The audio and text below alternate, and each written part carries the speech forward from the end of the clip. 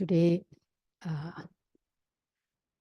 I thought to discuss about walking meditation. Here, we are practicing Satipatthana Vipassana meditation in Mahasi tradition.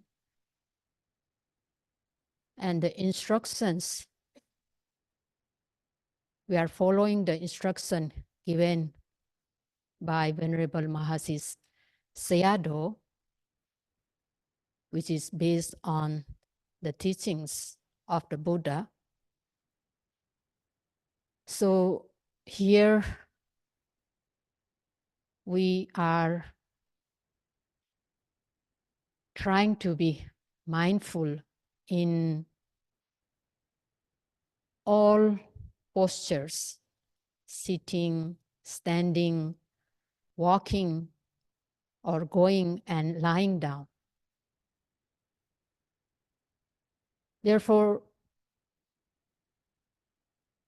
in the schedule, if we see there are many sitting hours, there are many walking hours,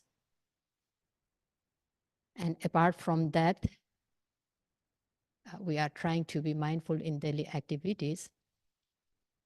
So here we are not just doing sitting meditation, walking meditation. We are doing walking meditation too, and this walking meditation is also a very important part in this tradition, in Mahasi tradition. Walking meditation is also as important as sitting meditation. Therefore, we should do walking meditation with great respect. And this walking meditation we are doing here as instructed by the Buddha.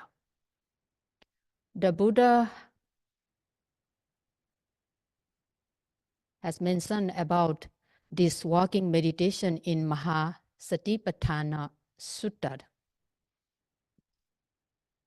in the sections of postures and clear comprehension. In the section of postures, the Buddha instructed monks to know when they are going. The Buddha instructed the monks to aware of going, means we should be aware of walking when we are walking. Yeah. We should be aware of sitting. We should be aware of standing. We should be aware of walking, and we should be aware of lying down. And again, in the section of clear comprehension, the Buddha instructed monks to apply clear comprehension on going forward and going backward. So whenever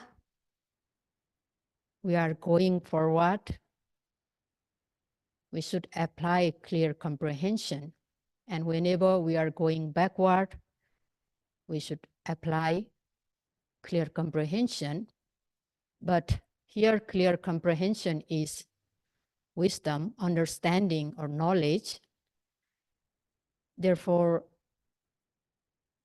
without concentration, there will not be knowledge. And without mindfulness, there will no concentration. So applying clear comprehension means applying mindfulness, concentration, and clear comprehension. So during Buddha's time too, monks and nuns, they do walking meditation. They do walking meditation too, not only sitting meditation. And some monks and nuns, they become enlightened while doing walking meditation. During Buddha's time, there was a nun, Bahuputtika Theri. He ordained she ordained when she maybe at the age of 80. So she is too old, difficult to walk. Therefore, she tied a rope in between two trees, and she hold that rope and do walking meditation for whole night. Whole night she's doing walking meditation, and she become arhat at that night. And also we can see Venerable Sakkupala, who become blind and who was arhat. After becoming arhat too, he used to do walking meditation. And we can also see Venerable Ananda. He also do walking meditation. So by doing walking meditation too, we can become enlightened. We can gain the special knowledges. Therefore, the Buddha has instructed the meditators to be mindful while walking. Therefore, Venerable Mahasi Sayadaw also instructed yogis to be mindful during walking time also. Therefore, we are trying our best in the practice, being mindful from the early morning when we wake up till night in all four postures: sitting, standing, walking, and lying down.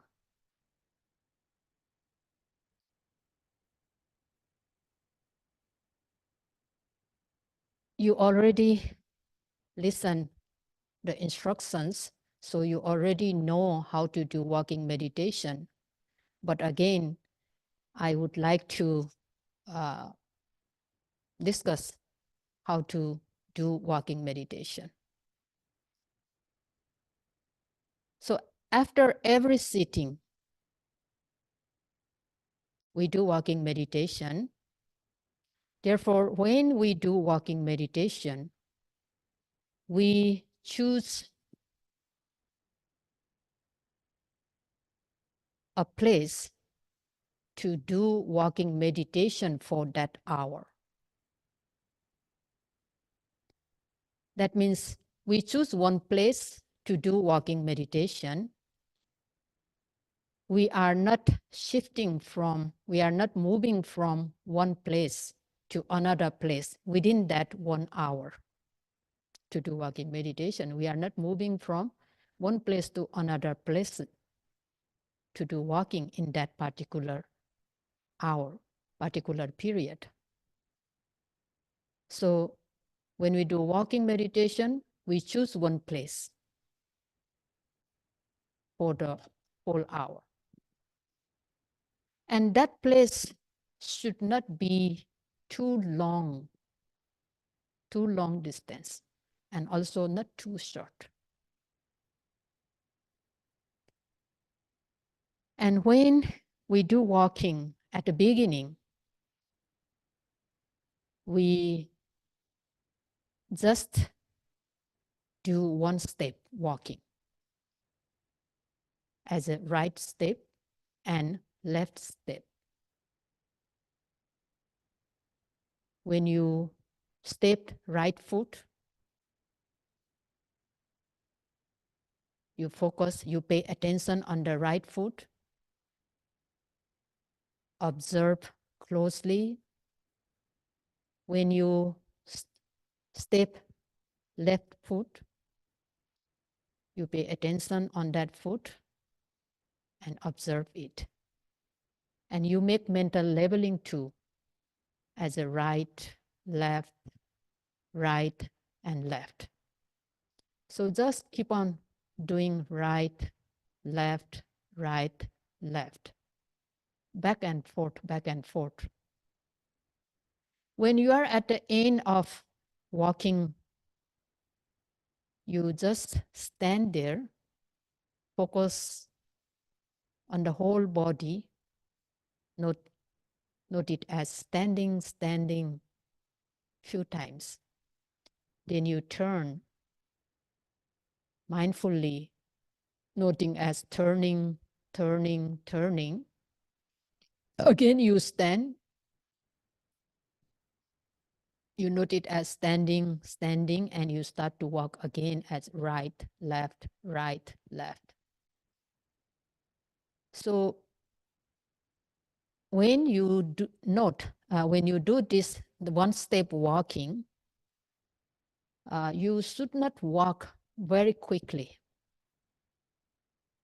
You should not walk very quickly. In normal pace, one step after another step. You finish stepping one foot and then you step another foot.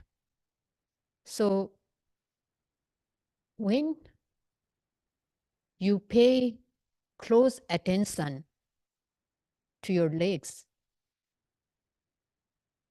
and you are putting effort so that the noting mind reach to that step,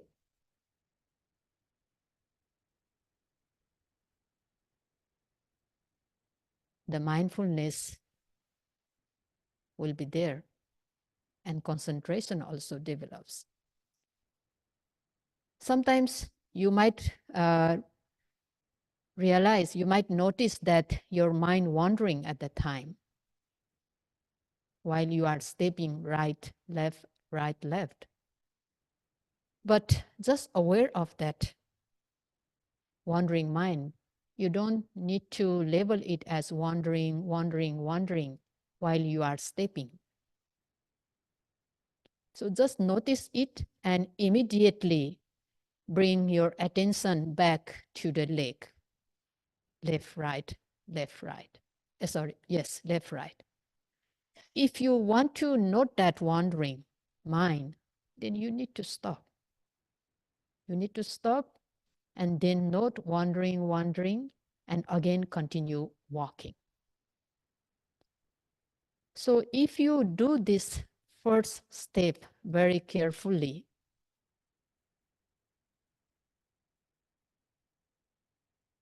you will see that your mind is getting calmer. Your mind is calm. So after doing this right, left for about 20 minutes, so you can move to the second type of walking. Lifting, placing, lifting, placing. In one step, two notings. Lifting and placing. You slowly lift your foot. You pay attention on your foot, slowly lift it. And when you are lifting, you are doing this lifting, don't lift too high. And also don't lift too low. Just the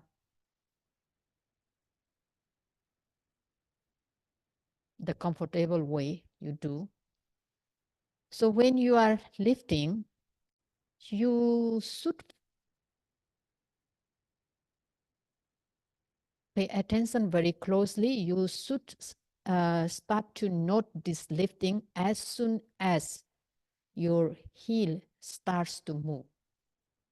So slowly you are moving, lifting. If one noting is not enough, you can make lifting, lifting, lifting that way until you finish lifting.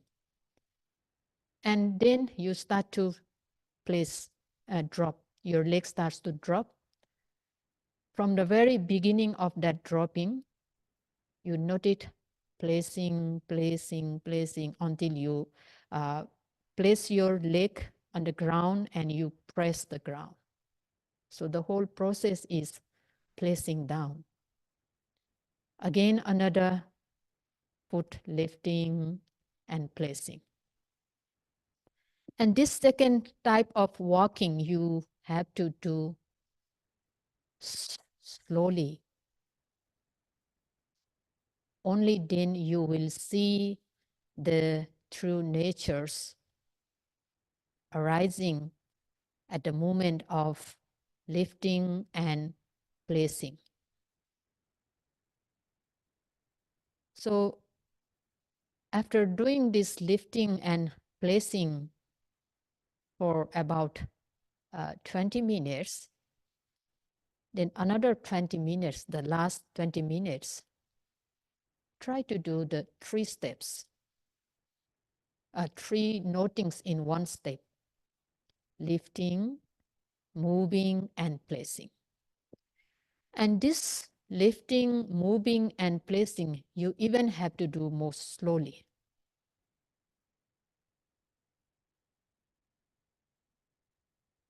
Slowly you lift up, making mental leveling, lifting, lifting, lifting. And then slowly you move forward, leveling it, moving, moving, moving. And slowly you drop down, noting it as placing, placing, or dropping, dropping. So lifting, moving, and dropping, you have to do very slowly. But for the people who have a leg problem, and also when you get old, sometimes it's difficult to do this lifting, moving, and placing very slowly. But for other people, for the youngsters, it is not difficult. It is not difficult to slow down during lifting, moving, and placing. So when you focus that lifting, moving, and placing closely, you will see the very true natures occurring at that time. What type of natures we supposed to experience in lifting, moving, and placing? The commentaries explain it. During lifting process, actually we are supposed to see the nature of 4 great elements. 4 great elements: earth element, water element, fire element, and air element. but which element is more predominant in lifting, in moving, and in placing down process. The commentaries explain that during lifting process, two elements are dominant: fire element and air element. While noting lifting process, if the noting mind is really focused on that process of lifting, sometimes you might feel lightness, and sometimes you might feel the movement, pushing or pulling movement. And here, lightness is the nature of fire element. Lightness is one of the characteristics of fire element, Tejo Dhatu. And the movement or pulling or pushing force, it is one of the characteristics of air element. So during lifting process, these two elements are strong. The other two, earth element and water element, are weak. And among these two elements, fire element and air element, in lifting process, fire element is dominant.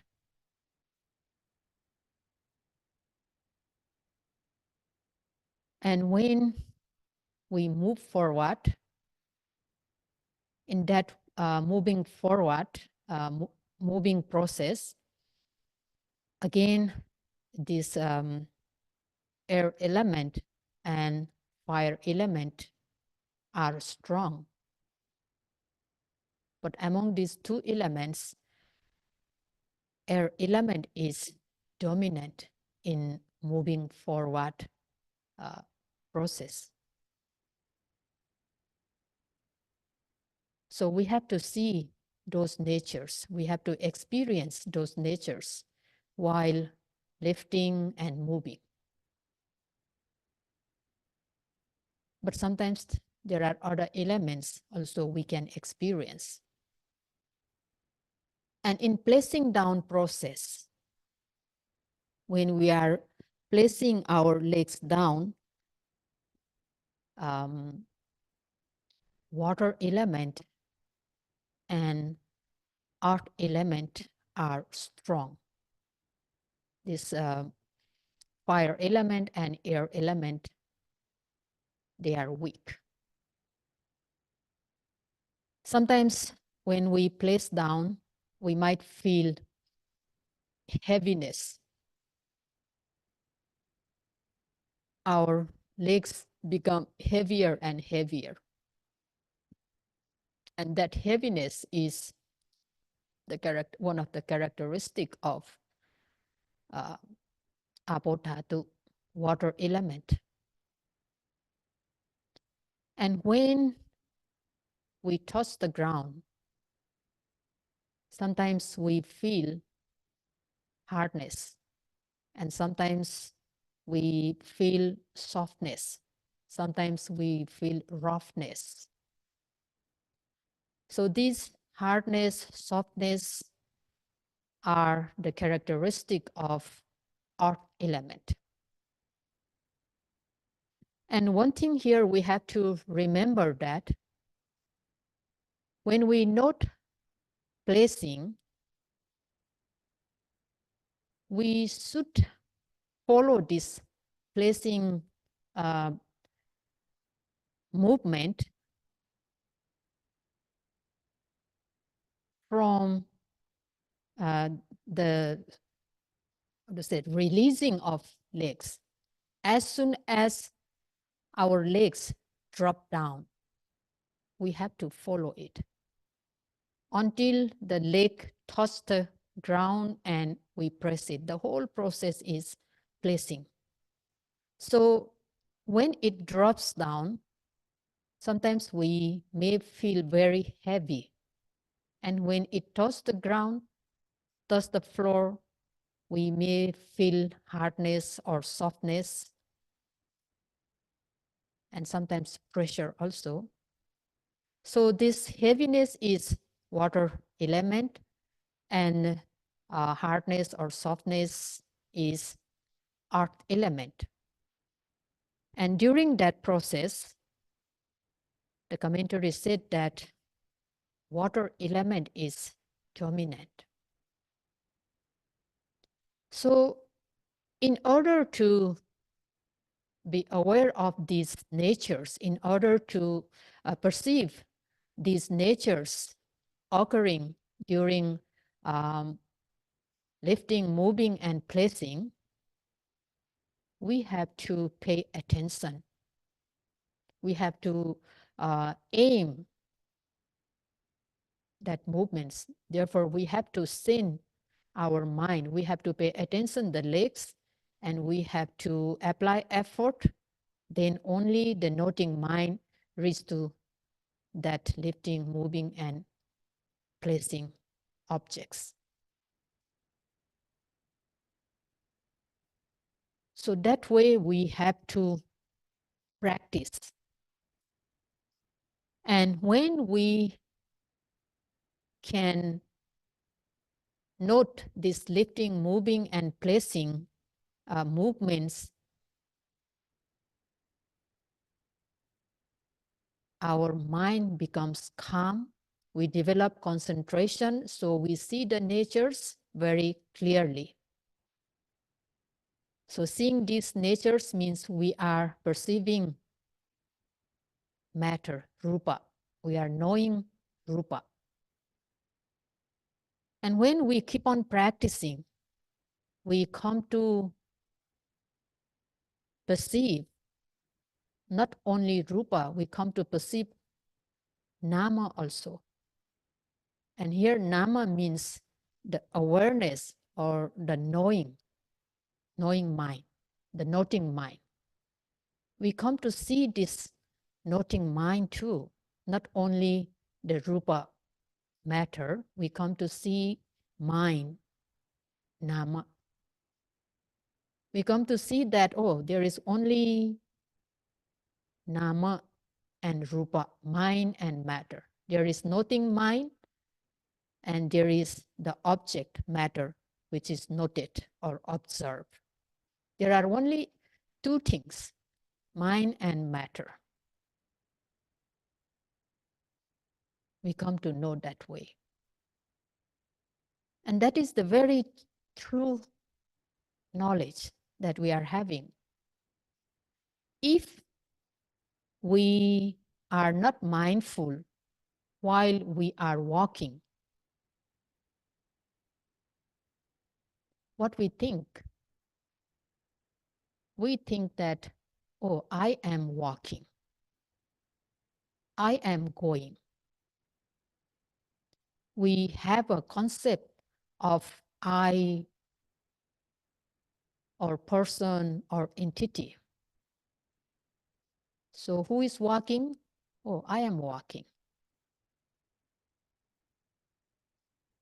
But when we pay attention, we are trying.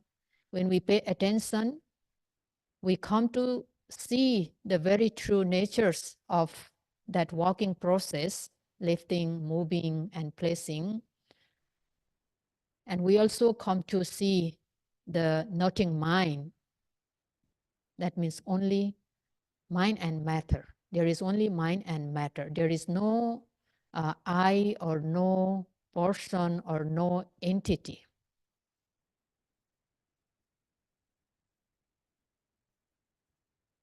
Therefore,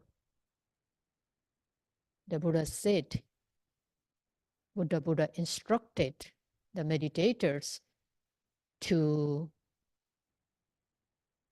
be mindful while walking.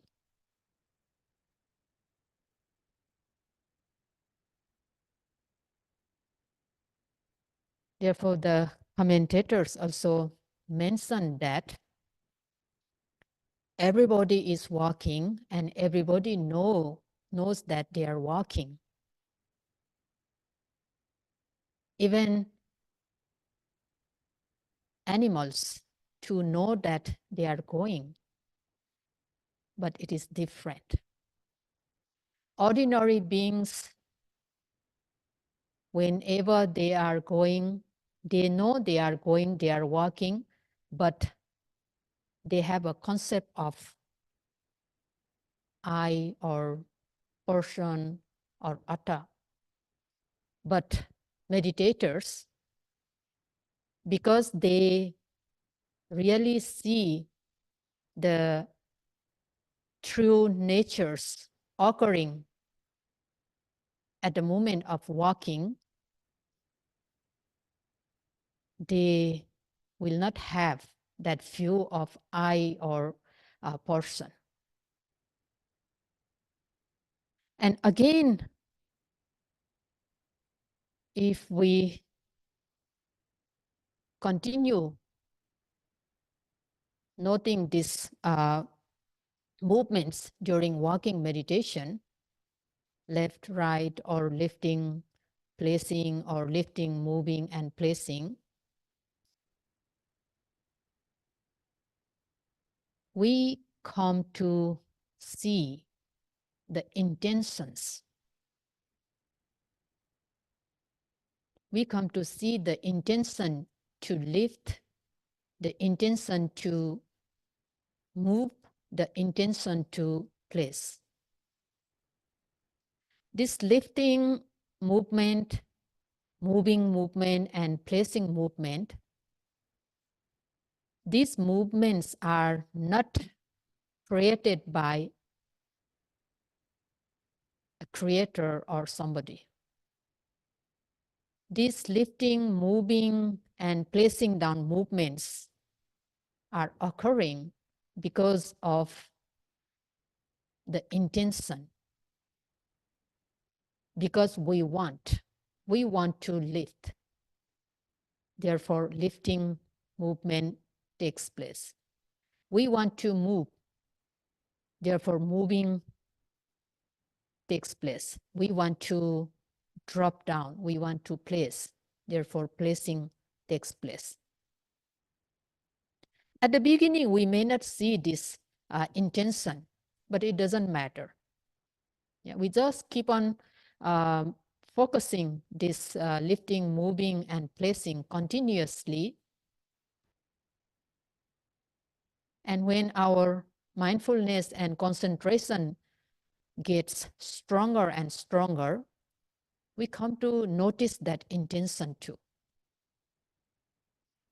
So when you notice that intention to lift, move, and place down, you have to note that intention also. Intention to lift, then lifting, lifting. If you see intention to move, then note it, intention to move, then moving, moving. If you found the intention in placing down, you note it, intention to place, and placing down. So we come to see the cause and effect relationship of mind and matter occurring during lifting, moving, and placing. The intention to lift is cause, and the actual lifting process is effect. The intention to move is cause, and the actual moving process is effect. And the intention to place down is cause, and the actual placing process is effect. So we come to understand this cause and effect relationship of this mind and matter. When we reach to that stage, means when we come to see the cause and effect relation,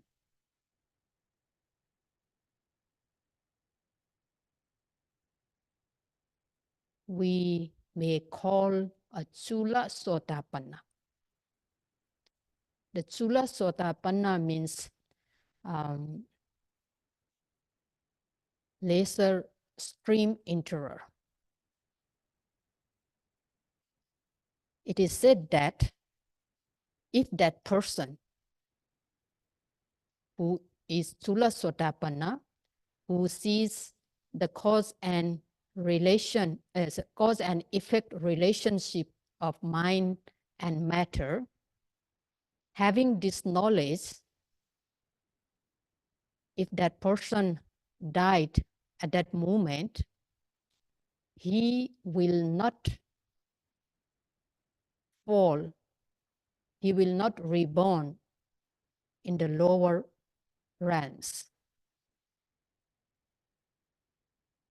He will not reborn in the lower realms if he passed away while having this knowledge. But if later he did not practice, he did not attain the higher knowledges, he did not gain the higher knowledges, and if he passed away, he may reborn in the lower realms. But while having this knowledge, if he passed away, he will reborn in good realms. So after having this knowledge of conditionality, if he continues to practice again, now he comes to see this lifting, moving, and placing process in very detailed manner. Although we think that there is just one lifting, at the beginning, we only see just one lifting, the continuous lifting, just one moving, and just one placing. But when practicing continuously and when we develop concentration and mindfulness, we come to see that even in one lifting process, there are many, many other small lifting. Not just one continuous process of lifting is there. There are many, many other small lifting is there. Lifting arises, disappears. It arises, disappears. It arises, disappears. So the lifting process is occurring segment by segment, stage by stage, not just one lifting process. Many segments is there. We come to see that. And those liftings, they are arising and passing away, arising and passing away continuously. Means we come to see the impermanent nature. And not only this lifting process, this lifting, it arises and passes away. Also the noting mind. There are many series of noting mind. The series of intentions to lift. So we come to see that. And we also come to see the dukkha, unsatisfactory nature, because it is constantly arising and passing away. It is constantly changing. And that is the unsatisfactoriness, dukkha. And they are occurring in their own accord. We cannot do anything. We cannot control them. That is the anatta, non-self. So we come to see this impermanent suffering or unsatisfactoriness and non-self nature while we are doing walking meditation. And again, if we continue to practice, we can gain higher insight knowledges. So therefore, this walking meditation is also very important, and it is very beneficial. The Buddha, in another discourse, talk about the 5 kinds of benefits that one can get from walking. And one of them is the concentration gained in walking meditation lasts for long.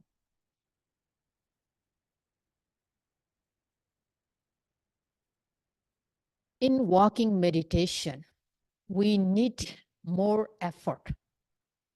We need more effort, double effort than in sitting meditation. We need an effort to lift the foot. We need an effort to lift the foot, and we need another effort to note that lifting process.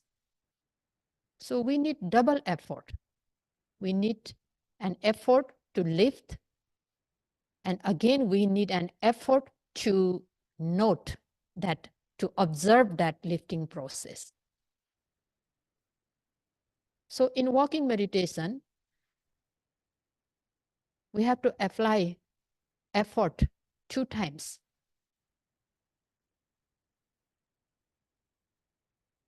Therefore, sometimes we feel it's difficult to gain concentration. But we gain concentration when we pay attention, observe it very closely. We gain concentration, and that concentration lasts for a long time. That concentration is very supportive for our practice, very supportive for next sitting meditation, next walking meditation. Therefore, we have to do this walking meditation with full respect.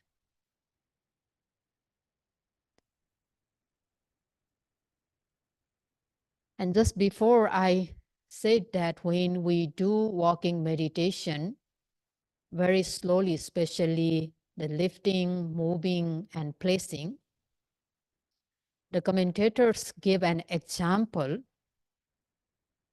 that, what the word that? Wisama Pubi Page Udaka Parita Sakatang Vuya. That is the example given in the commentaries. What it means that during olden days, in the villages, the villagers have to go somewhere to get water. They use cart and they use the big pots. They put pots on the cart and they push it. And in the villages, the road, in the olden days, the road is not smooth. It's a bumpy road, uneven road. So after filling the pots with water, if those villagers, they push the cart very quickly, what will happen? they spill the water. When they reach to their home, no water left. Yeah. So in uneven road and bumpy road, they have to push this cart very slowly, very carefully, very mindfully. Same way, when we do walking meditation, we have to do slowly, carefully, and mindfully.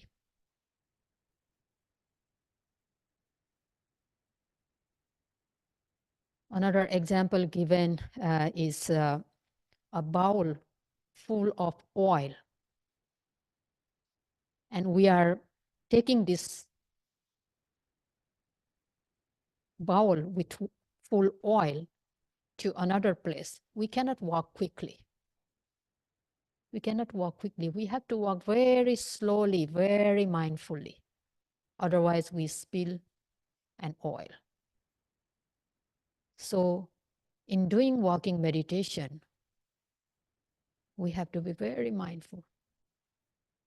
And we have to bring the concentration that we gain in walking meditation to the sitting meditation. We do walking meditation very carefully, very mindfully. And when the bell rang, oh, it's now time for sitting. I would be late if I walk slowly and we just lose our mindfulness and we walk very fast, very quick. Very quickly we come to the Dhamma hall. So we break our concentration. So we should not do that. Yeah. After doing walking meditation, we are coming inside the Dhamma hall. We can do in normal pace, not losing our mindfulness. Not losing our mindfulness. And when we reach to our sitting place, we have to sit down mindfully again. We have to sit down mindfully. If you can slow down inch by inch. You try to sit down slowly, inch by inch, dropping your body. If you can. If you cannot, still you have to sit down very mindfully, not losing your mindfulness. That means there is a continuity in mindfulness, so you will not lose concentration. So if you can practice that way, your sitting meditation will be wonderful, very good. And after sitting meditation also, oh, it's now time for walking. Don't get up quickly. Don't stand up quickly. Stand up mindfully. Every moment, every second, try to keep mindfulness. Try to keep mindfulness. Sometimes in general way, and sometimes in very meticulously, very precisely, very slowly, very respectfully. Try to keep that mindfulness. Then you will see the benefits. You will see the benefits of this practice, and you will